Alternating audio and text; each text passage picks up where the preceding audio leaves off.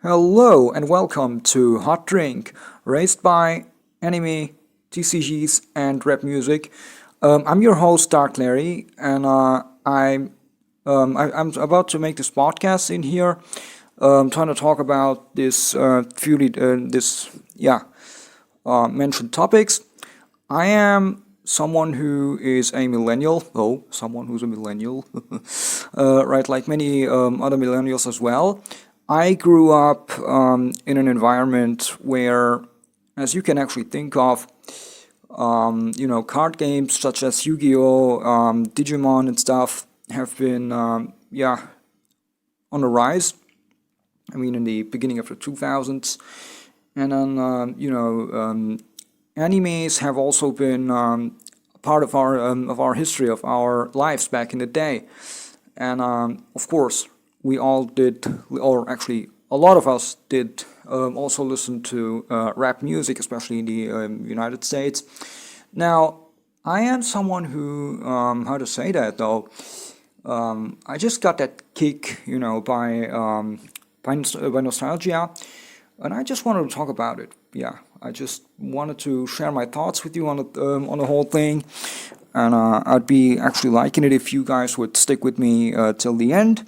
We're gonna talk, just as mentioned, about anime stuff. We're gonna talk about TCGs. Now, in my case, mostly it's gonna be Yu-Gi-Oh, and of course, I will dedicate, even if it's a small part, to American rap.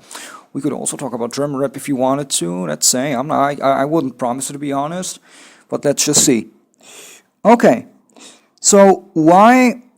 That's in the sake of an introduction. Why would I actually pose, or why would I pick on these topics? As you can know, those have, as I actually was about to mention, these aspects, anime, TCGs, and rap music, they shaped our, actually our childhood and our adolescence, which makes us actually quite, let's just say, unique, especially for, millennials. Gen Z is too, for sure, so no offense against Gen Zs in here, for sure not. I love you guys too. Right, so maybe this should have been a blooper, but all right, all right, all right. Yeah, so as mentioned, TCGs, rap music, and anime have been a huge component of our lives back in the day.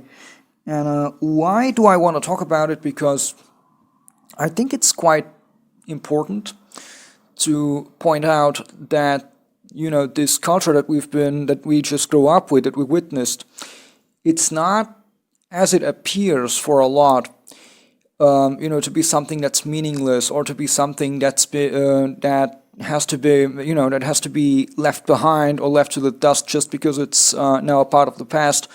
I think that it has a significant way, or a significant role in shaping our mindsets and our lives, even if we actually did grow up, quote unquote, grow up. We're going to talk about that too, and what's it going to mean. Now, what does this culture actually mean to us, or how does it actually shape our mind in this case?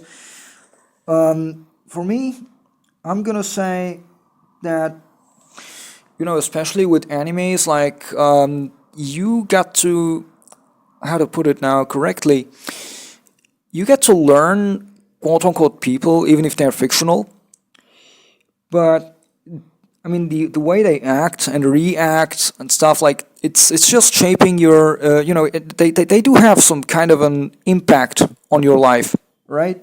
They do have you, seriously. You do have definitely that one character from that anime, or from that, that card game or something like that, that just has, that is so attractive to you, or that is so important, that has been so important that you just looked up to. You just wanted to, how to put that now.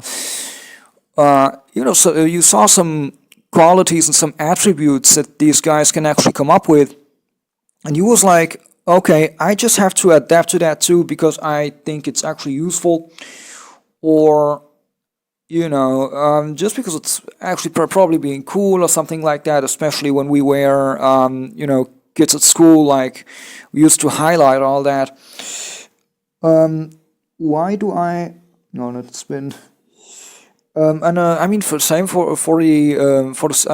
thing goes for.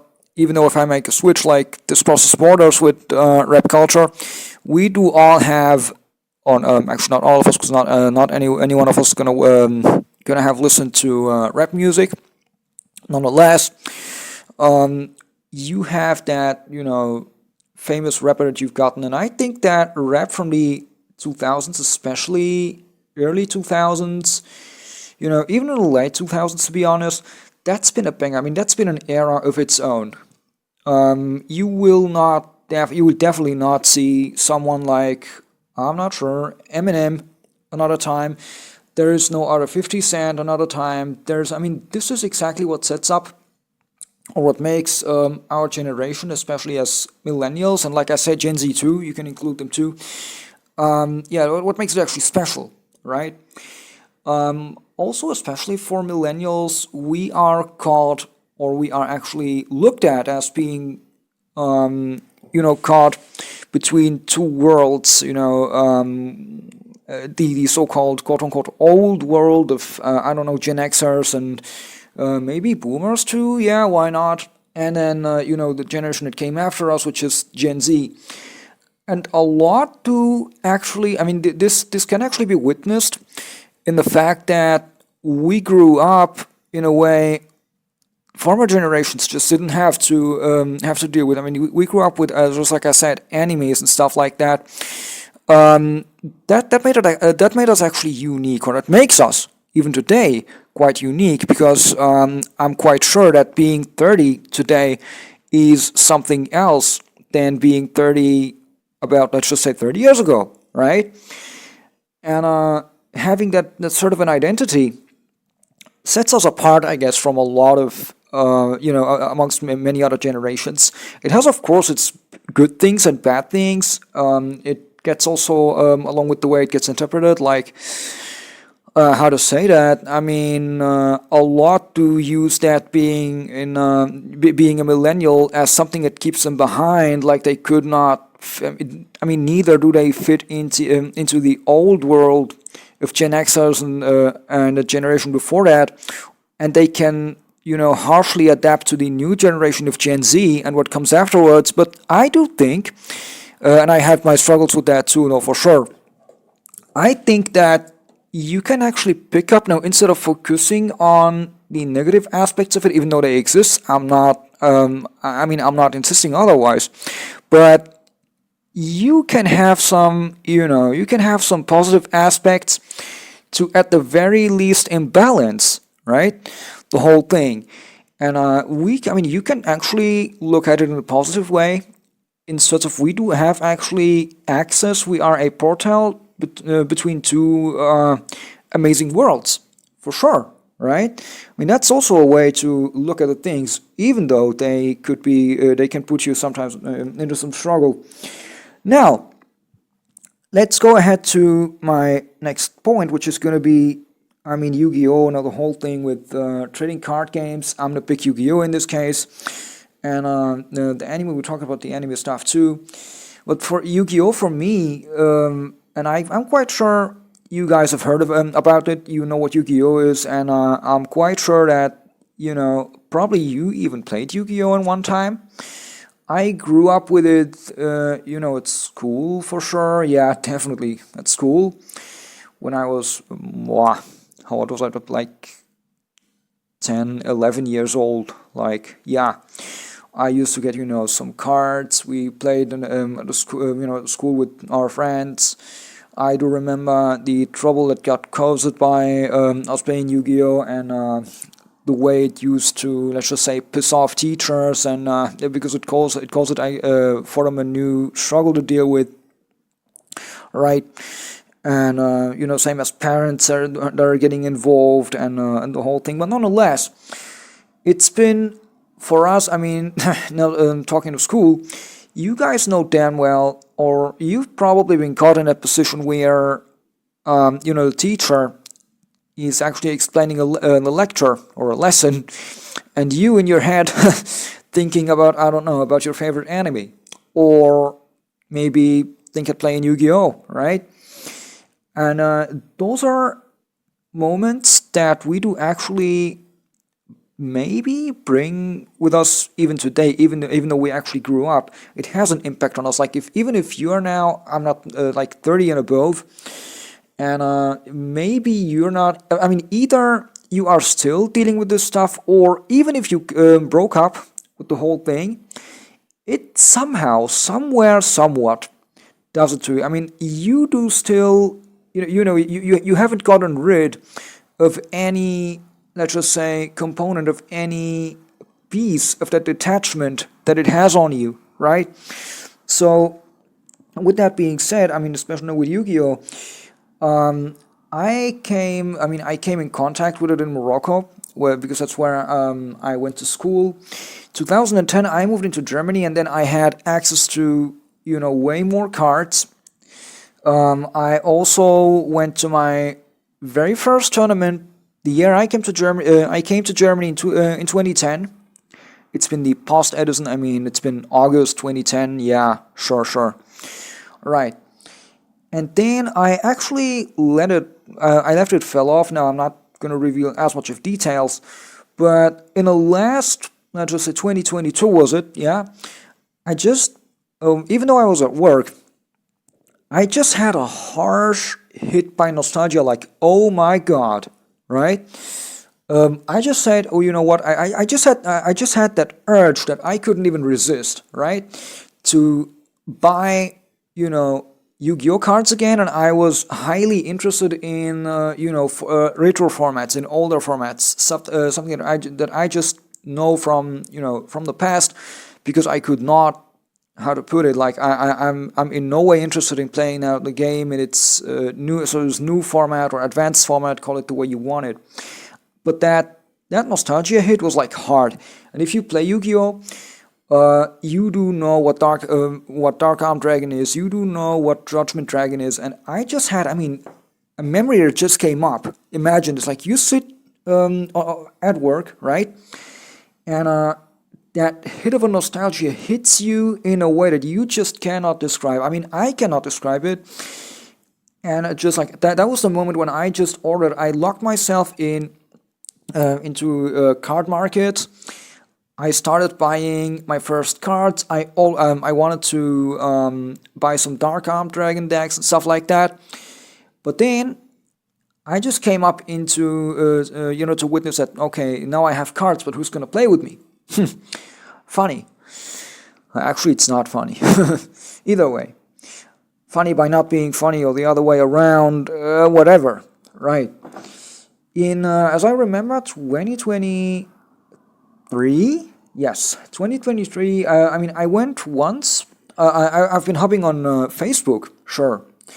And then I met, I contacted a girl that's also been playing Yu-Gi-Oh! And she was interested in the so-called Edison format, which is a format of 2010. And I was like, okay, yeah, interesting.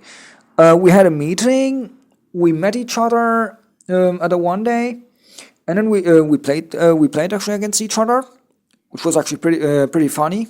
I loved it. And then we set up our next meeting. And at that next meeting, we just went to the store, and you guys wouldn't even believe, we found a whole Edison community that's in there. We didn't even know it actually exists, right? We just didn't know it exists. We just met the guys.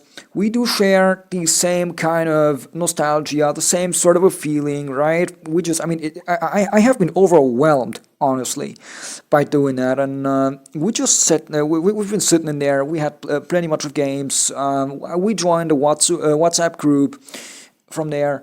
And then that's actually where you could say that my Edison journey has started.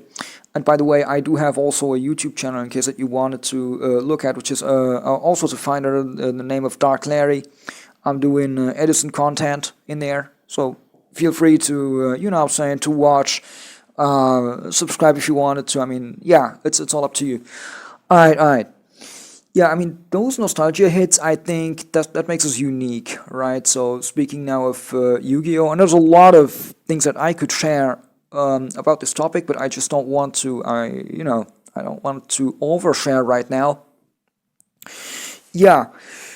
Speaking now, I mean, of Yu-Gi-Oh, and then let's talk now in the next point about, I don't know, man, about anime. Yeah, yeah. I mean, if you watch or if you see, probably, no, watch it's better for sure. If you would watch One Piece or so, or Naruto or Pokemon or Digimon or whatever, these things do actually have a huge impact on you too, and they have heavily influenced us, especially we guys from from the 90s. So of course now millennials and Gen Zs, right? And I mean, that's an how to say that? That's an admiration that hasn't stopped. I mean, sometimes I do catch myself, going to I don't know, like Crunchyroll or something, and just to watch the whole thing, right? Just to to do some stuff about that, right? Now, I think I just don't want to get as much as repeating, because this is, by the way, my very first podcast. Though I'm not sure on how this is going to work with you guys, man. Just right, right. It's actually all about sharing feelings and nostalgia and stuff like that.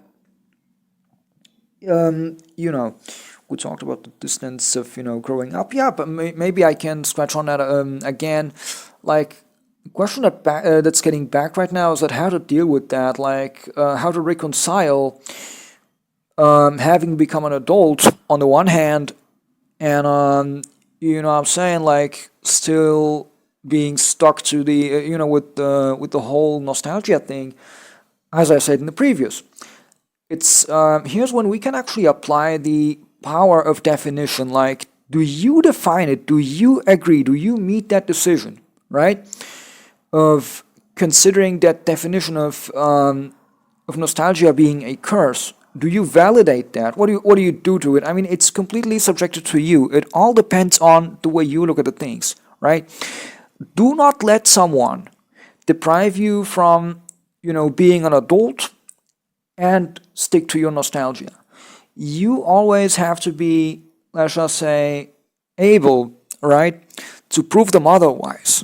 Say that just because I'm an adult, it doesn't necessarily have to mean that I cannot have fun, I'm saying, like falling back in time a little bit, and enjoying things that I just used to do back in the day, right? Or things that I grew up with.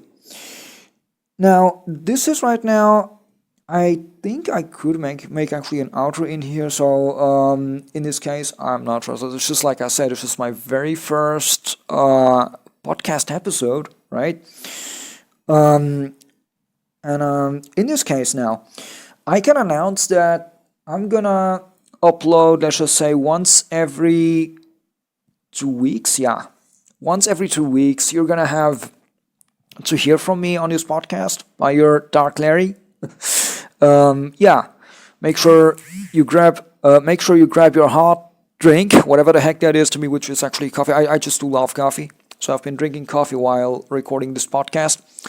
Yeah, and make sure you stick to it. I mean, in case that you've just been sticking to the whole thing, thank you, and I'd be more than glad if you would do it again next time. All right, see you.